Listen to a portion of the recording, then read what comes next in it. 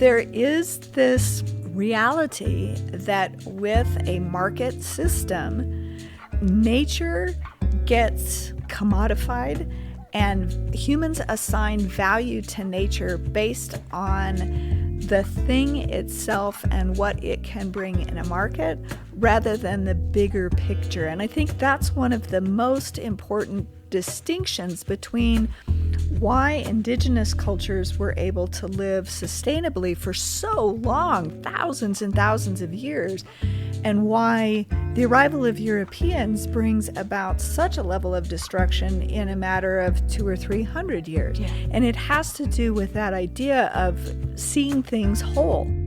That's historian Sara Dant, author of the book Losing Eden, An Environmental History of the American West. We'll be talking to her on today's podcast. Please stay with us. High Country News is a nonprofit, reader-supported publication that has been covering the West's land and communities for more than 50 years. Go to hcn.org/trial to get 2 print issues and 60 days of digital access to all of HCN's reporting for free. That's hcn.org/trial. Registration is open for the Regenerate Conference. Regenerate will take place November 6th through 8th in Denver, Colorado. This year's conference, Innovating for a Resilient Future, will explore data technology, information collection, and sharing ways of learning and knowing, and the myriad approaches to fulfilling our ecological roles. Join in this exploration of innovation with leading thinkers and doers. You can find out more at regenerateconference.com. And now to our program. I'm very happy to welcome Sara Dant.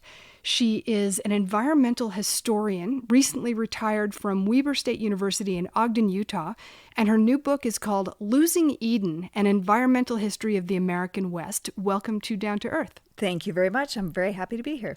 It's great to have you. It's a fantastic book. Let's talk about the title, Losing Eden, which basically asks the reader to sort of think about the myth of the Garden of Eden and how that affects the way that we see land and landscapes and ourselves.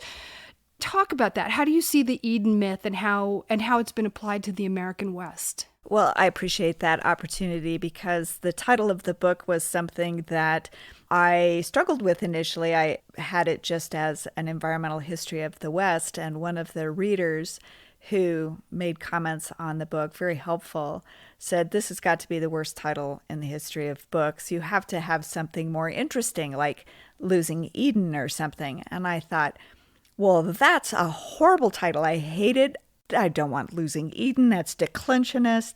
So, Declensionist? Yeah, meaning that everything is moving in decline. It was once Eden, now it's... I see.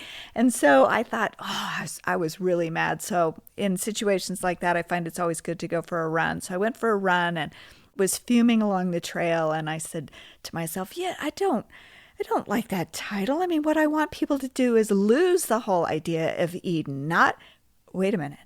That means that's a good title.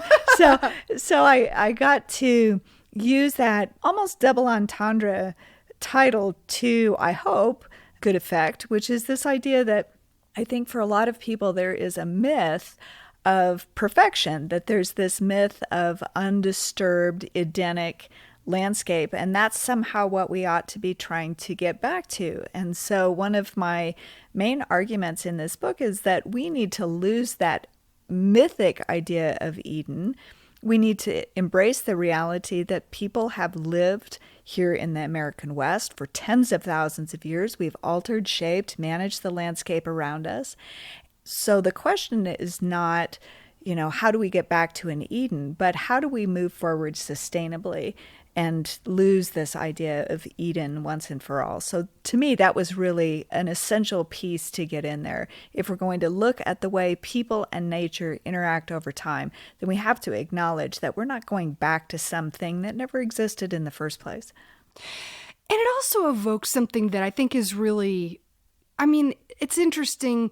The myth of Eden is that there was this sort of beautiful garden that people were eating from and animals, and everybody was like hanging around in happy harmony. But then when you learned agriculture, and got kicked out of that garden, everything was worse. And that, all of human beings' effects on the land are negative things. And, right now our effects on the land are negative things. But as you said, Indigenous people managed this land in a more harmonious way than, European colonizers did later. What did that early land management on this continent, especially in what's now the American West, what did that look like? Well, to me, one of the reasons that this is an important idea and concept to work with is because in Eden, there's the assumption that people aren't there and that the role of humans is to ruin the environment. Well, that's not a really great recipe for how we live in the natural world today, then. Right. So this idea that somehow the only way to have an Eden and be beautiful once again is to get rid of people forgets this idea that we're part of nature too, that we have a role and responsibility in nature too. So it's a much better, I think, idea for us to understand how have people interacted with the landscape over time. And one of the things, of course, that we see early on with the peoples who first came 20, 30, maybe even more 1,000 years ago, is that those numbers were relatively small. But even then, if we look at the Pleistocene extinctions 10,000 years ago, we can make some pretty strong connections between the arrivals of humans and the loss of some of these charismatic megafauna. We used to have elephants, we used to have camels, we used to have saber-toothed cats and gigantic saber-toothed salmon, which I don't know that anybody really wants to bring back. But a lot of those went extinct really quickly because the Americas are the last of the continents to be populated by human predators. And many of the animals that were here didn't have experience with how to deal with this new, very efficient predator. And so the consequence was a major reorganization of the fauna of the environment in North America, especially. So a lot of what we can see is that this really specially evolved human primate carnivore predator was incredibly efficient at taking out some of the charismatic megafauna of North America. But we can also see that many of those people lived, early inhabitants lived in relative sustainable harmony with their environment. They don't overtax it with population, in part because there are some natural checks and balances on human population that happen when you don't have long-term health care and things like that. And so as long as there is a balance between the people and the ecosystems around them, and they're certainly altering them with fire, hunting, agriculture, all of those things are changing the world around them, but they're not living with such a heavy footprint on the landscape that subsequent arriving Europeans would. That's going to be a major shift in the way people see the value and use of land. So, there was, as you were talking, a pretty heavy effect from indigenous populations on the landscape. Extincting large numbers of megafauna, that's no joke. That's a real effect on the landscape. But then other management tools like fire, talk about that. Fire is a really interesting element of early indigenous land management because it creates what a lot of arriving Europeans thought was the natural Edenic open prairies and grasslands, these beautiful forests, even back east, that were park-like, where they would marvel you could ride a horse at full speed through the forest, which was astonishing. Well, that's because native people were in burning seasonally, getting rid of a lot of the underbrush, and those trees in those forests, particularly here in the West, ponderosas, have co-evolved with fire. So those managed landscapes were created using fire to benefit the people who were doing the management. So if you burn off a lot of the shrubbery and you create grasslands, then you get the kind of herbivores that come in and graze, like deer and elk, which makes it easier for you to go hunting because you don't have to go as far afield because the grass is right there. The animals come to you. I mean, that's just smart, absolutely smart. But it also created opportunities for other animals like beavers, for example, to create fairly significant hydraulic management systems, if you want to call it that. And one of the things that we see, just to talk about, my favorite question, at what cost, when we see Europeans come in and eradicate beavers, one of the things we get is more fires because beavered landscapes are wetter, and Native people knew that. They knew they could set a fire, it would go until it hit a beavered landscape, and then it would naturally put itself out. Right. So you've told us some things like Native people on this continent ate a lot of meat. What else did they eat? So a lot of it, of course, is regionally specialized. If you had lived in the Great Basin, you would have eaten a lot of piñon nuts. The Great Basin is like where kind of Nevada is now. Exactly. Yeah. So if we think of the West, if you think about most of the mountain ranges of the West, they actually run north-south. Somebody once described it as a map that looked like a herd of caterpillars migrating north on a map. There's really only the one range in Utah, the Uintas, that runs east-west, but most mountain ranges run north-south. And what that creates is a basin and range. So the range is the mountains, and then the basin is the trough in between the mountain ranges. And those mountains scrape off a lot of the moisture, and then they leave drier areas behind them in their wake. So it's a really... It creates the unique environments of the West. If you had lived on the West Coast, of course, you would have been far more oriented toward the sea and fish and various mammals that are living in the sea. If you're out on the Great Plains, you're going to be hunting a lot of the kinds of animals that are attracted to grassland kinds of ecology. We're not really going to see, and I think for a lot of people this is not well understood, we're not really going to see heavy buffalo hunting until Europeans arrive and bring horses with them. Very interesting. So, and what were people eating for? I mean, you said in the Great Basin they were eating things like piñon nuts. What vegetables? It depends. And fruits. Yeah, so there's a lot. If you were up in the Pacific Northwest, there's a lot of tubers and things like that, berries, and many people are practicing seasonal migrations based on when things are ripening, which plants are ripening. But then there's also going to be, starting, depending on where you are, 5,000 to 7,000 years ago, the advent of agriculture. That's going to bring in the ability to have more control over the food that you're going to eat. But, at what cost? Agriculture doesn't roam around, so you can't either. And it's going to create a shift from periodic mobility to far more sedentary lifestyles for Indigenous people. What did Indigenous agriculture look like before European colonization? I mean, here in the Southwest, we talk about the Three Sisters, which is corn, squash, and beans. But how did it develop in different places? One of the cool things about agriculture is that it develops in a number of different places across the globe at different times, depending on when people need it. Some of it is based on population. Hunting is a high-calorie provision of food, but at the same time, it's really difficult. If you want your entire group to eat, everybody has to hunt and gather pretty much every day.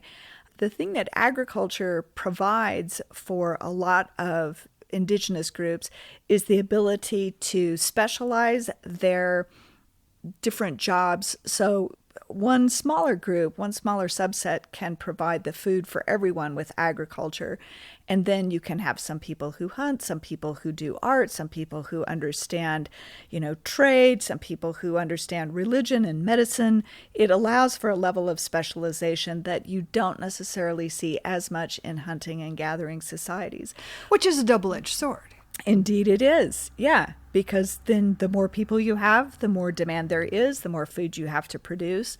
And because you're staying in one place, as you said with the three sisters, the idea that was so compelling about those three sisters is that each of them provides nutrients that the other ones take or leach out of the soil. So it should be long term more sustainable than just growing a single monocrop. But no matter what, as any of us who garden know, if you don't seriously augment your soil pretty regularly, you begin to wear it out, at least out of certain nutrients.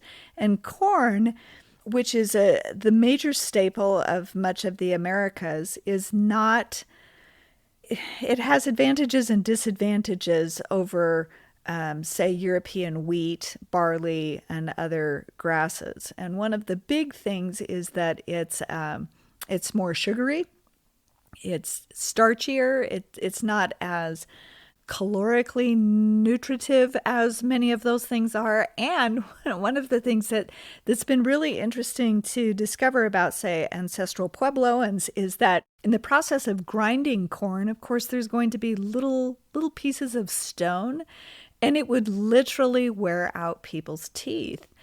And so, yeah, it becomes harder literally to eat when you've got a diet of corn. We talk about in European history, agriculture is associated with class societies because of the specialization and because of the ability to hoard food and the disparities that creates. And also, many good things come of that. But did that kind of class stratification happen here? Absolutely. In fact, you can see it pretty clearly developing in Chaco, where here's the center of this really far-flung, very successful culture for quite a long period of time. But the bottleneck really is food. And when you have food, especially like corn, you can't, of course, grow corn all year, which means you have to grow a surplus in the time of year you can grow it, and then you have to store it in the time of year you can't grow it. And that almost necessitates government, because you have to have somebody who's responsible for storing and distributing and deciding who gets what. And that can become the ultimate source of power. I have the food, you want the food, I have all the power there. But at the same time, when those Chacoan elites couldn't make it rain, couldn't provide the food, then that whole government structure gets exposed as problematic. When people don't eat, they tend not to be real happy with their government. And things begin to fall apart and people have to dissipate and go elsewhere. Yeah. A lot of your book is about the way colonizers, basically European colonizers, have wrought havoc on this continent. So I started to make a list. It's probably not even near comprehensive list, but mining, unsustainable livestock grazing, monocropping, dam building, unsustainable fishing, fur animal trapping, bird killing, the lumber industry, oil and fossil fuel extraction, and then, the internal combustion engine, railroads, the Homestead Act, urban sprawl, nuclear bomb testing. I mean, all of these things that we've done. I mean, it's heartbreaking to read. And I want to ask you, what was it like for you to do all that research and writing? I mean, it's a story of so much destruction and pain and heartbreak. It is. And part of what I wanted to get at as I wrote this book and did the explanation of this change over time was, where's this coming from? Why do we do this over and over and over again? It's beavers, and then it's buffalo, and then it's, the plume trade, and then it's, you name it, and we tend to exploit it.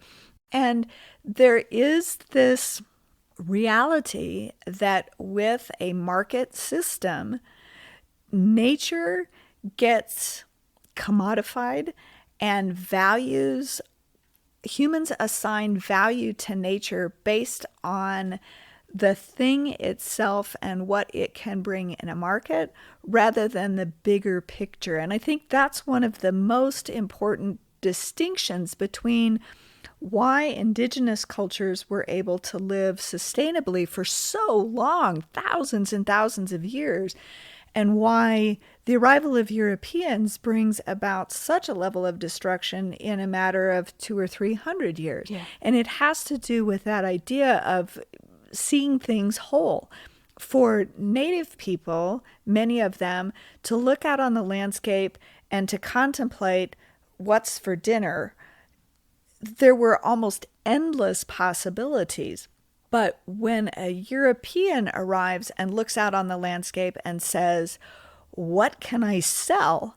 That creates a really narrow set of possibilities. And if what you want to sell, for example, is white pine, you don't see value in any of the other trees around there, the soil, the berries, none of those things. The only thing you're looking at is that white pine tree, and you're going to cut that down and make money on that. And if the easiest way to cut that down is to slash and burn everything else around it, then that's what you're going to do. And so that ironic sense of value, what is valuable and what isn't valuable, is what really drives, I think, a lot of the difference and what causes such an acceleration in the destruction once we see the arrival of Europeans. One example of that, which you were starting to talk about before, is beavers. Talk about what happened to the beaver populations on this continent. So beavers are an endemic population to the Americas, and they are great ecosystem engineers. We probably most know them for chewing down trees and making dams, but what that does on an ecosystem level, and we talk about this term called ecosystem services, we talk about, what are all of the services that an ecosystem can provide to people, to animals, to the water, to the air, all of that. And they are real ecosystem engineer superpowers, I think. Creating those beaver dams tends to slow down water so that a river that might flash in a flood gets backed up, it meanders, it slows down, it drops its sediment loads, that creates richer soils, it creates clearer water. Those waters are not so cold. They harbor all kinds of different species, plants and animals, that then animals come in and they take advantage of that. As we talked about fire suppression, all of these things just from the lowly beaver.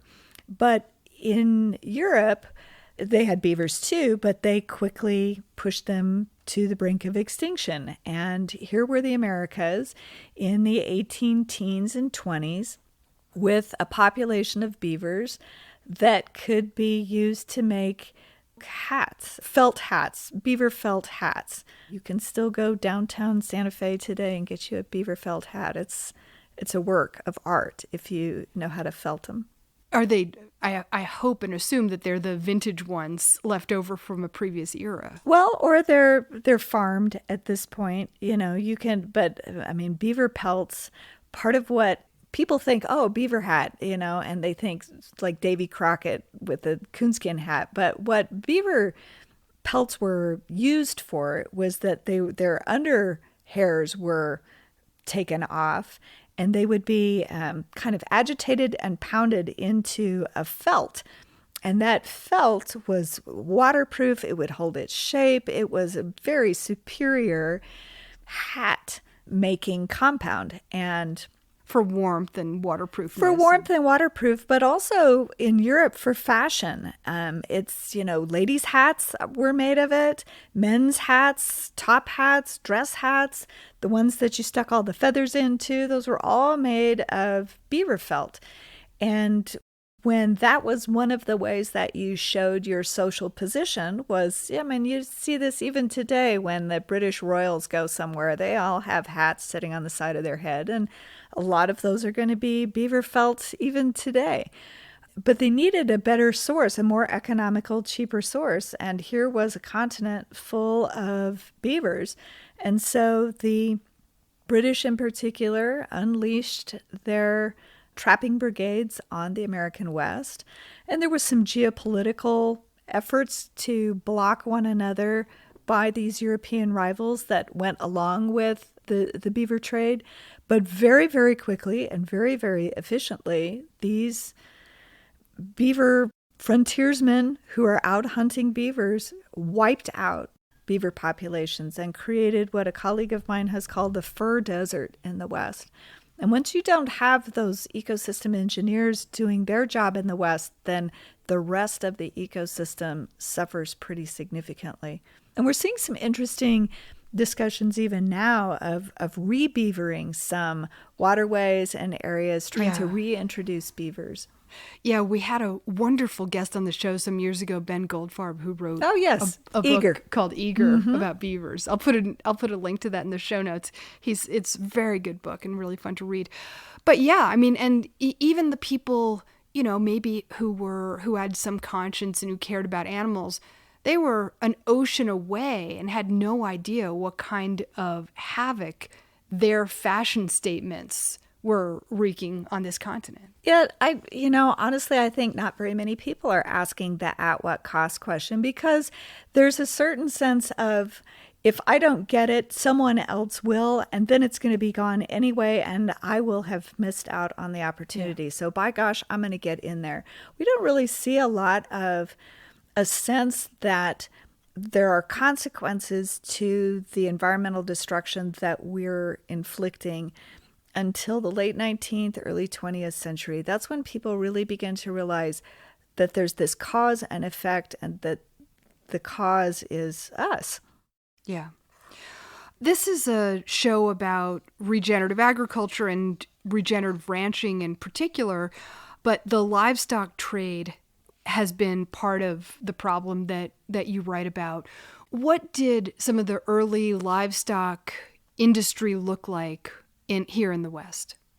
So I think very much like many of these other ventures that were looking to the American West and its landscape as a source of profit, there was that same thing with the ranching community. And particularly at the end of the Civil War, when you had literally a divide because of the way the North divided the South in two, Battle of Vicksburg, gaining control of the Mississippi, it had isolated a lot of the cattle that were roaming around in Texas from the plates of people who lived in the East.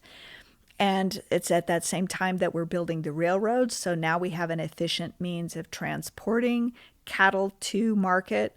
And we have refrigerated cars that are going to make all those. So it's almost a perfect convergence of demand and opportunity that happens at the end of the Civil War that is going to take advantage of a ranching moment that certainly had existed before the war, but is really going to expand dramatically as a business after the war. And I think that was in some ways the key. Like agriculture, ranching after the Civil War is going to become a big business. And we're in the era of big business, big railroad, big steel, big oil. All of those businesses boom after the Civil War, and agriculture and ranching follow in that same vein. And what did it actually look like on the land, and what were some of the problems caused by it? Part of the problem was that the Great Plains were open and therefore free, it seemed, to a lot of people who wanted to find economic opportunity there. Of course, they're not uninhabited. There are native peoples who've been living on the Great Plains, some for generations, some relatively newly moved there to pursue buffalo.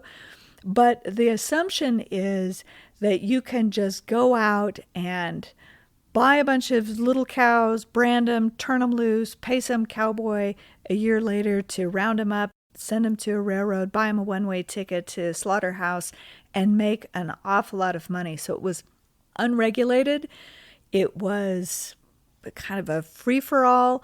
And the consequence, especially as is often the case in the West, is going to be an environmental disaster.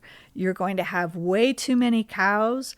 in addition to declining herds of buffalo at that point in time, and drought, and a variety of other factors that are going to create a pretty epic collapse by the 1880s, mid-1880s in cattle ranching.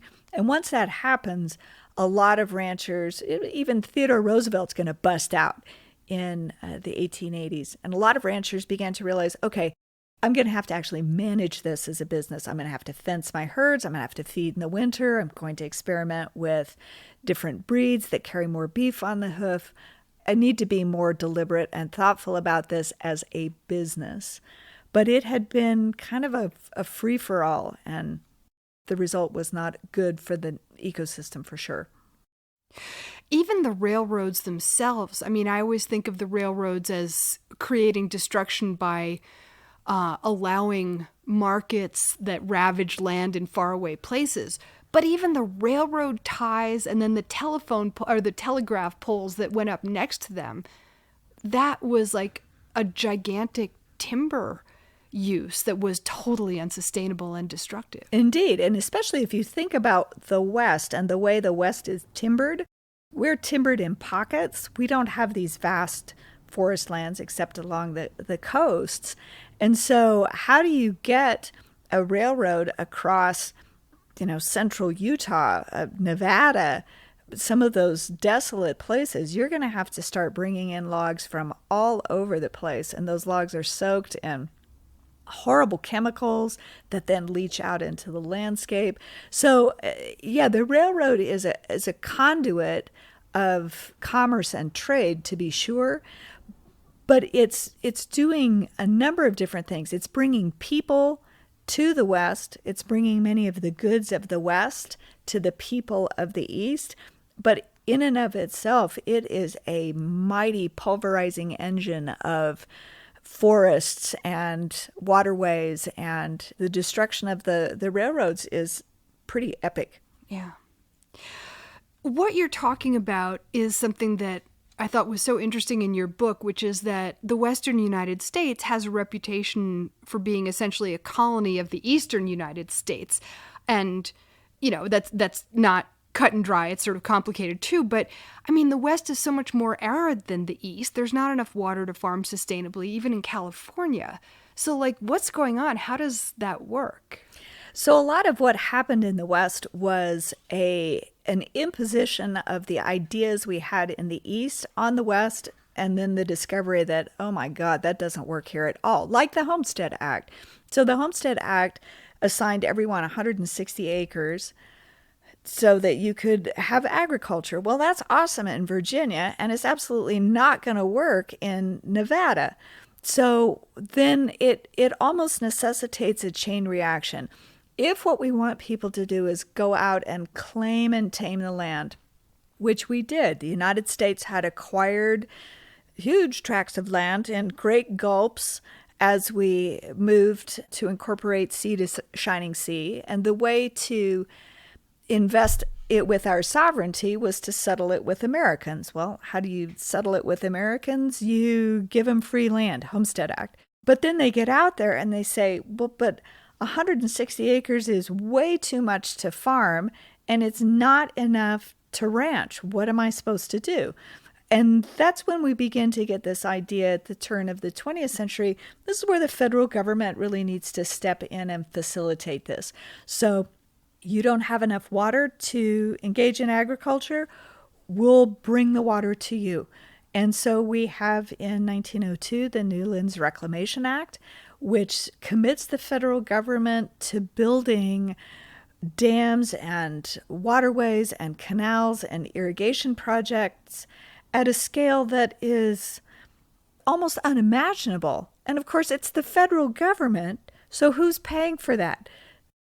People are, Americans are. And who is that? It's Easterners. So Easterners are subsidizing the creation of Western irrigation and waterworks that then allows those farmers to outcompete Eastern farmers. It was really unfair.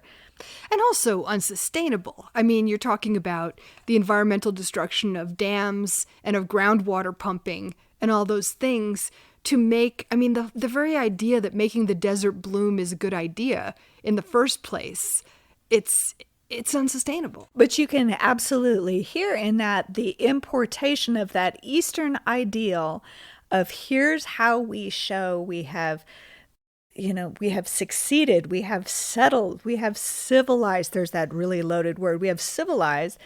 We have recreated Eden. We have made the desert bloom again as a rose.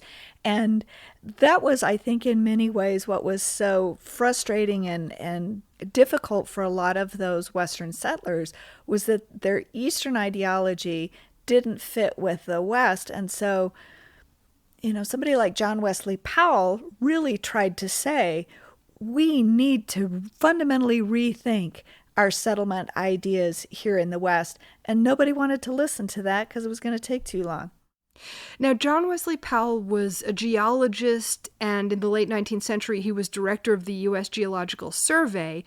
And he understood, as you're saying, what nobody else did, which is that you have to manage the West by looking at watersheds.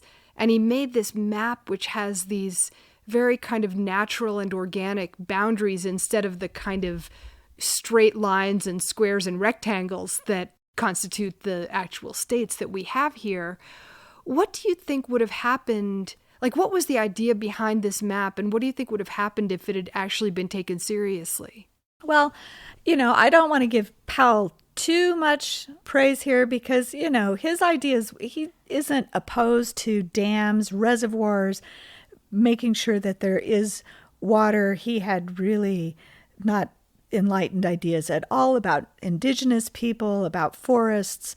So we don't want to go too far down the rah-rah Powell path. But what he did understand was that the number one reality of the American West, the United States west of about the 100th meridian, was that except along the coastlines, on average, it's less than 20 inches of rain that falls a year. And that's the magic number. 20 inches of rain a year is the magic number for when you can grow agriculture without needing irrigation. And anything less than that, typically you do have to have irrigation. And what he could see in the West was that this is an area that cannot be managed, cannot be homesteaded as we had everything east of the 100th meridian.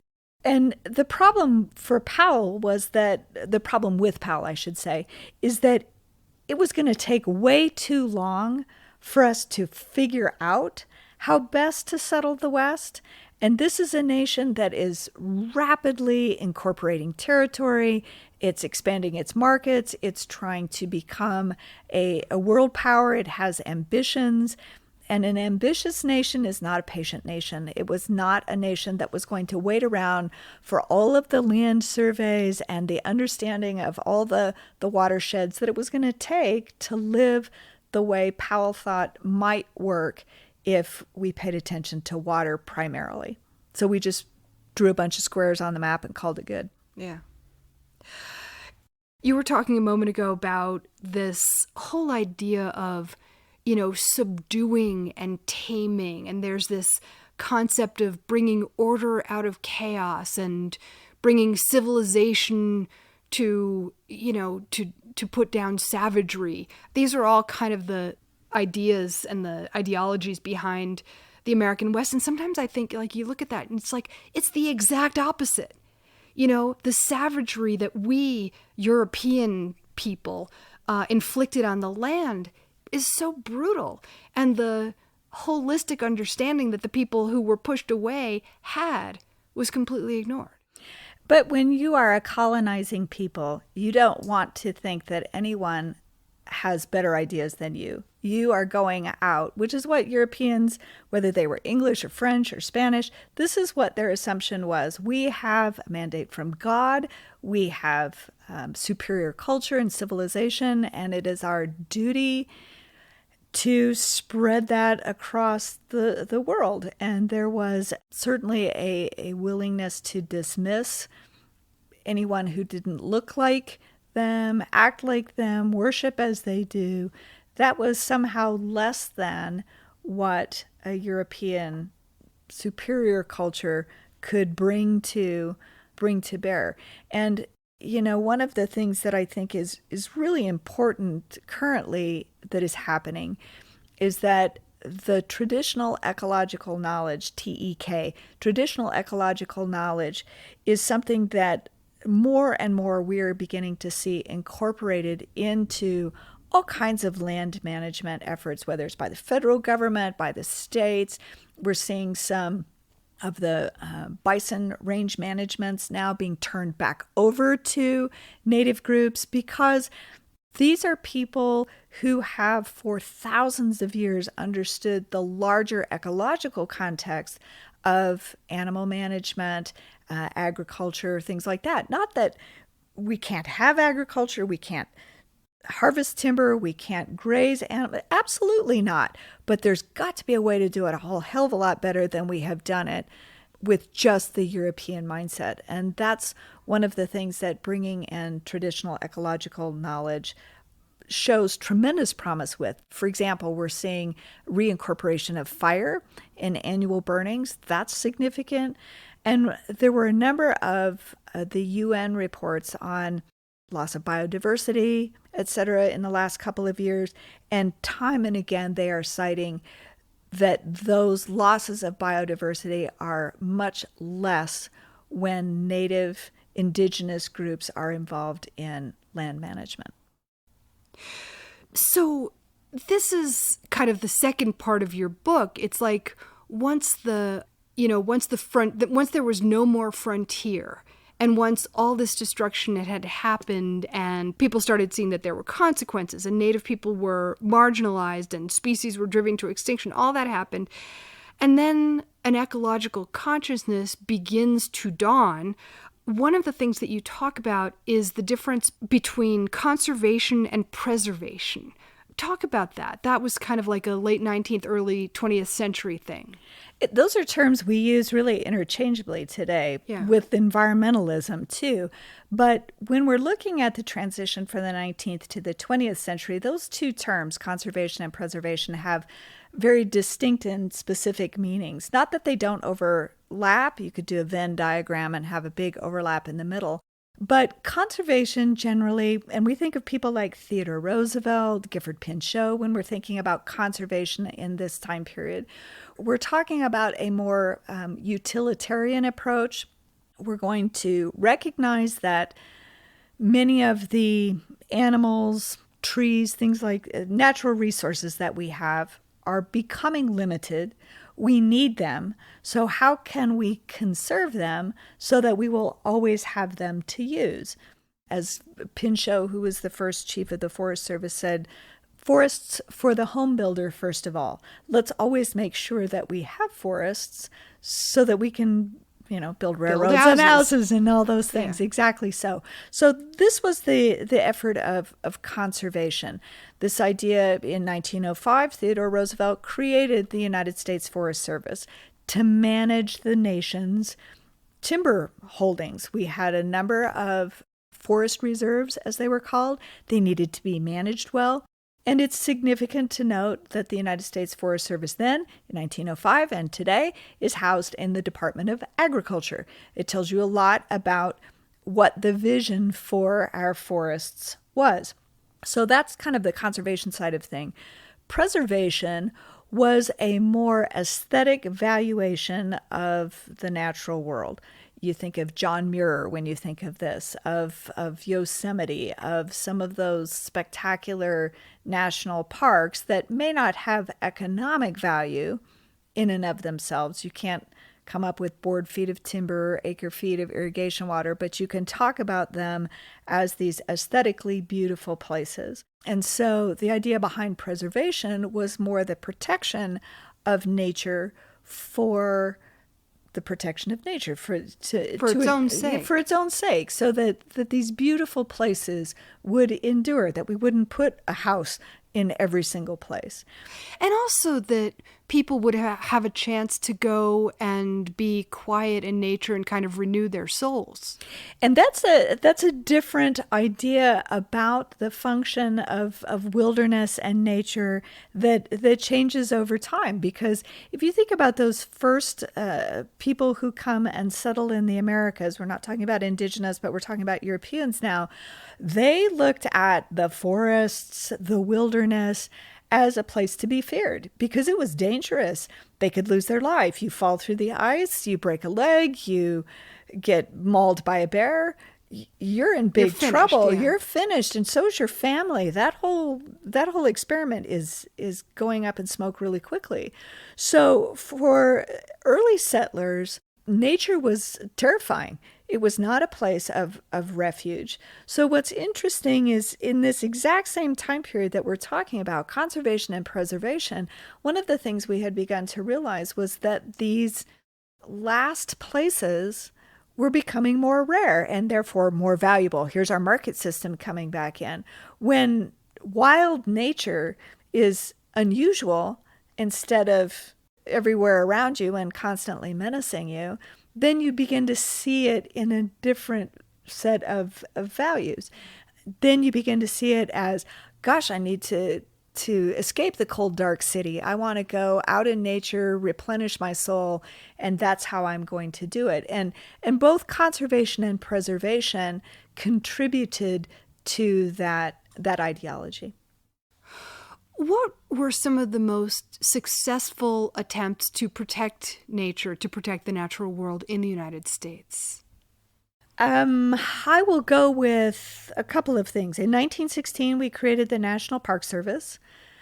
We had national parks before then. Yellowstone was the first in 1872, but we didn't have a management agency to do that. And the National Park Service was created in 1916 as sort of the overarching management agency to try to balance conservation and preservation, make sure that people can go see beautiful places, but that there's also pit toilets for when they need to do that too. And of course, the national parks have been called, I think Kinburn calls them, America's best idea. They're an idea that we've exported to the rest of the world. It's the luxury, to be sure, of a wealthy nation that you can afford to set aside some of these beautiful places. There's the at what cost question too, which I don't want to miss out on here. To set aside many of those places, Yosemite, Yellowstone, we evicted indigenous people who had been living there for tens of thousands of years. So it's not a purely blissful kind of set aside, but it's an important shift in thinking about what's valuable, not just something that can be recognized in terms of dollars in a market economy, but this has value because there's nothing on the planet like Yellowstone. That's a compelling idea.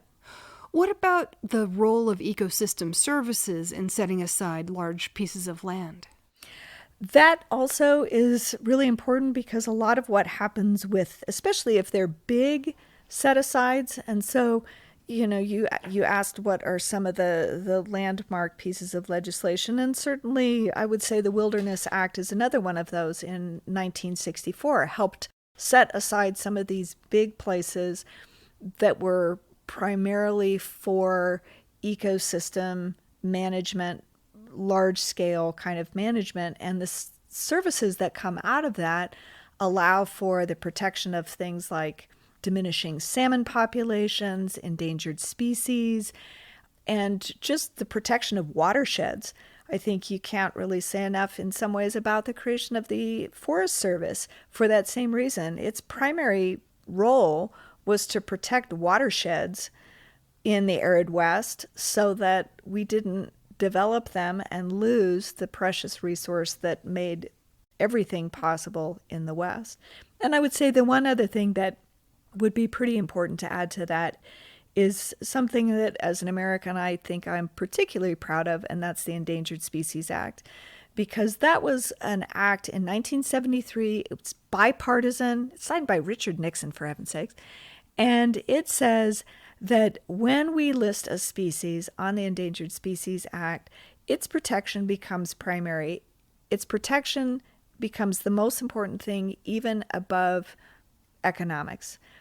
That's a remarkable statement for a nation to make about how much it values its ecosystem services. And, again, looking at some of those UN reports with loss of biodiversity, the United States is doing better than a lot of places on the planet. And I think you can give the Endangered Species Act a lot of credit. Again, not that there aren't problems, but... Well, and it brings up, I think, an important question, which is that environmentalism has been framed by its opponents as a kind of romantic and impractical set of ideals, and, they're protecting poor little owls and squirrels and fishies and that don't matter, whatever. But, there's the other way of framing it is it's kind of life and death for us. It's not, we cannot live, we practically and genuinely cannot live in an environment that doesn't have ecosystems that are functioning.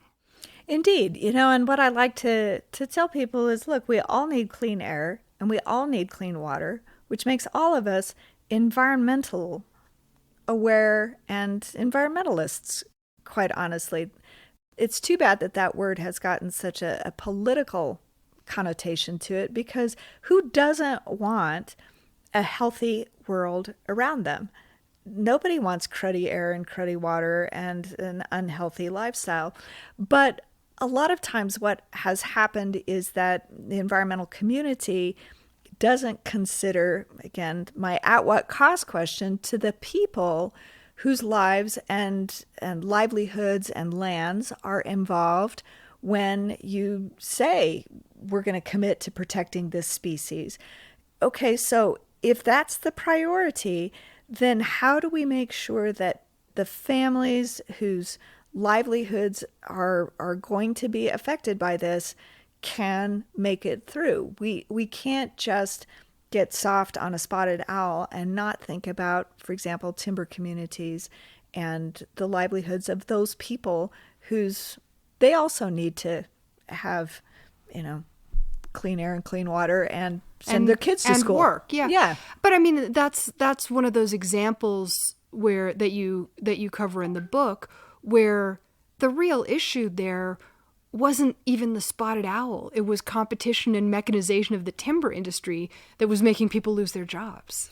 And what's been really frustrating, I think, is that a lot of times we don't sit down and talk across the spectrum of ideologies about a particular problem. It's one of the reasons why in my book, I spent some time talking about Frank Church from Idaho, because his, I think, real gift was an ability to look for consensus, not as a point of weakness. Compromise is not a bad word, but it was rather, let's find the common ground that we all share and then build on that.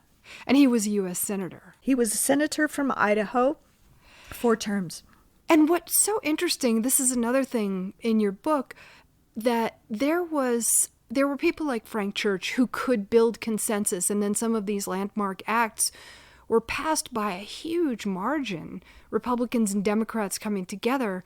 And then in 1980, when Ronald Reagan is elected, there is a divisiveness that arises that we are still in over the course of, 45 years since then, where he put somebody named James Watt in charge of the Department of the Interior, who was against protecting land and protecting the environment. And so ever since then, we are in this moment of divisiveness. What's your perspective on that? So James Watt, who Reagan appointed Secretary of the Interior and oversaw all of, the Park Service and the Bureau of Land Management and endangered species, all of that, that was an astonishing choice, because he was very much committed to market. He's a Westerner and someone who saw business as kind of the only way to look at things. And someone like Church, as I said, was able to facilitate a dialogue across all kinds of potential divides. One of my favorite stories about him was that he wanted to create a wilderness area in Idaho. And so he called a meeting of ranchers, of chambers of commerce, of the Sierra Club, all these people who couldn't stand one another. And he called a meeting. There was actually, I talked to someone at the meeting, there was actually a pickup truck with a gallows in the back of it with an effigy of church swinging from it. And he said, look, I want to create a wilderness area, and I want you guys to decide what the boundaries are. And everybody bowed up and said, I'm not about to talk to this one. I'm not going to talk to this one. And church said, I think we should. And because he could create that opportunity, they did. And what they discovered was, again, what they had in common was so much greater than what they had dividing them, that they all came to an agreement on a boundary. They all signed off on it. And I've interviewed 2 or 3 of them. They're still lifelong friends with some of these people who they never thought they would be. So someone like Church can emphasize what's in common. Someone like Reagan emphasized what was different. And it's easy to draw divides when you find what you like and what I don't like.